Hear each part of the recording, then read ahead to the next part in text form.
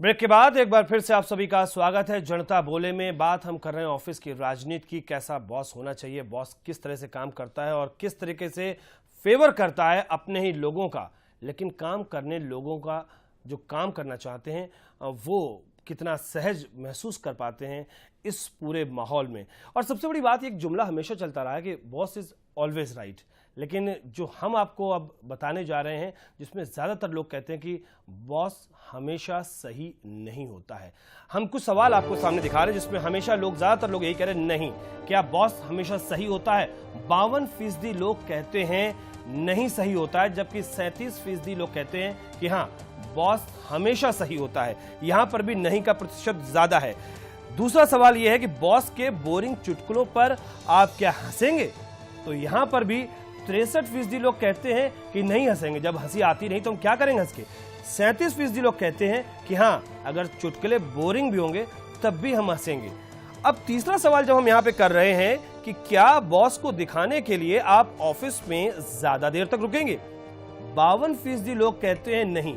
तो ये 3 सवाल हैं, ये 3 सवाल अपने आप में इंगित करते हैं कि क्या उन्हें नौकरी का फिक्र नहीं अपनी, क्या उन्हें ऑफिस में रहना है? क्योंकि साफ तौर पे ये जो तीनों सवाल हैं, अगर आप इसको अपोजिट में लेके जाएं तो आपकी नौकरी तो गई। लेकिन यहाँ पे अगला जो सवाल हम कर रहे हैं कि क्या बॉस को खुश रखना आपकी प्राथमिकता है? थोड़ा सा अंतर यहाँ पे दिखाई पड़ता है। वो ये कि 20% लोग तो कहते हैं कि हाँ बॉस को खुश रखना प्राथमिकता है। यहाँ पे 35% लोग ये भी कहते हैं क्यों नहीं, यानी कि वो ये जोर देते हैं कि उनको तो खुश रखना ही रखना है। तो 35 और 20 अगर आप मिला लीजिए तो ये आंकड़ा बैठता है 55% का, जबकि सिर्फ 20% लोग कहते हैं कि नहीं हमारी प्राथमिकता बॉस को खुश रखना नहीं है, और 20% तो ये कहते हैं कि ये तो प्राथमिकता में है ही नहीं कि हमें बॉस को खुश रखना है। तो ये थोड़ा सा अंतर है, एक तरफ वो नहीं नहीं नहीं और यहाँ पर बॉस को खुश रखने वाले 55% लोग हैं। लेकिन क्या ये जो बीच का डिफरेंस आता है, जो लोग बढ़े हैं, ये वो लोग हो सकते हैं कि जो सिर्फ अपने काम से खुश रखना चाहते हो? कोई जरूरी नहीं कि वो बोरिंग चुटकुलों पर हंस के ही वो खुश रख पाए बॉस को, या ये कोई जरूरी नहीं कि वो देर तक रुके ऑफिस में बॉस को इंप्रेस करें इसलिए खुश रख पाए अपने बॉस को। काम करके भी खुश रखा जा सकता है।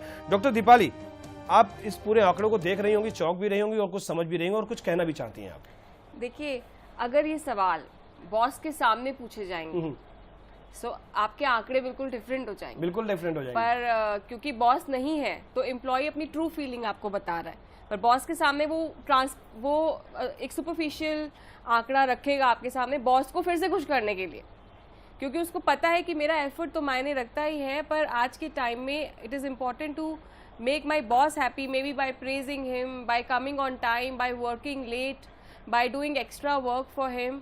सबको पता है कि जो अप्रेजल्स आते हैं ईयर एंडिंग में वो आगे उनकी प्रमोशंस, उनकी इनकम, उनके इंसेंटिव्स डिटरमाइन करते हैं। सो इसके लिए थोड़ा ये टिट बिट एफर्ट्स करना बहुत ज्यादा इम्पोर्टेंट। यहाँ पे एक सवाल हम ये भी करना चाहेंगे, रीता गंगवानी जी के पास में भी हम रुख कर सकते हैं। रीता जी, 3 सवाल जो शुरुआत में थे वो ना ना ना, यानी कि उनकी प्राथमिकता में नहीं है कि वो देर तक रुकें, बॉस को प्रसन्न करें, या उनकी प्राथमिकता में नहीं है कि वो बॉस के बोरिंग से चुटकुलों पर भी हंसे, उनकी प्राथमिकता में नहीं है। लेकिन जब हम देखते हैं कि क्या बॉस को खुश रखना प्राथमिकता में है, तो कुल मिला के 55% लोग कहते हैं हाँ बॉस को खुश रखना चाहिए। ये जो अंतर है, ये जो गैप हम देख रहे हैं, इसको किस तरीके से आप देखते हैं और किस तरीके से ये बीच में अंतर आया है?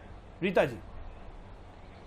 देखिए, मैं ये समझती हूँ कि इंसान उसी इंसान को पसंद करता है जिसमें वो अपनी छवि देखता है। ये एक साइकोलॉजी की बहुत बड़ी बात है।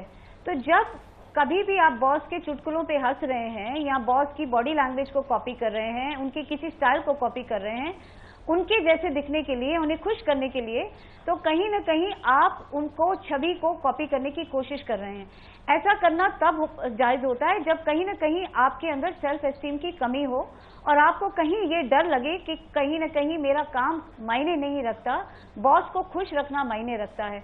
तो वो खुश रखने के लिए बॉस को इस तरह के हथकंडे अपनाते हैं।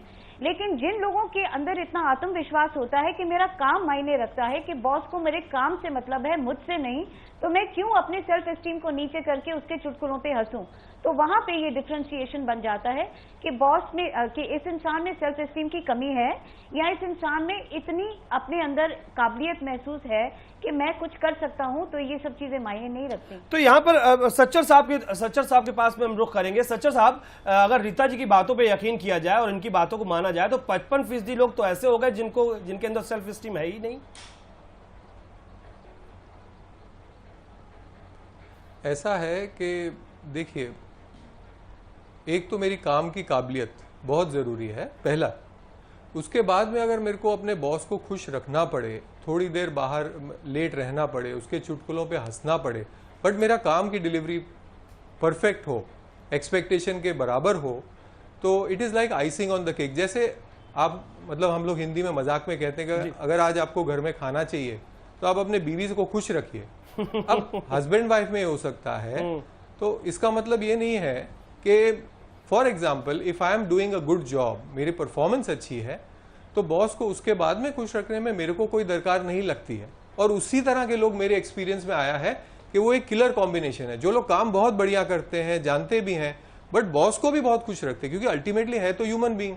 उसके बर्थडे पे कार्ड दे दिया, याद करके उसको पहले फोन कर दिया, ये छोटी छोटी चीजों से वो अपने काम को बढ़ाते है और वो भी इमोशंस काम को का समझता है। सब्स्टिट्यूट नहीं है। बिल्कुल, और ये बहुत किलर कॉम्बिनेशन आपने बताया है, बिल्कुल सही है। लेकिन यहाँ पर एक छोटा सा ब्रेक जरूर ले रहे हैं, ब्रेक का वक्त भी हो गया है, लेकिन बड़ा सवाल यहाँ पर यह भी है कि बॉस को खुश रखना ये जरूरी है आज के दौर में या फिर मजबूरी है? इस बात पर भी हम चर्चा कर लेंगे। एक छोटा सा ब्रेक लेते हैं, तुरंत वापस आते हैं।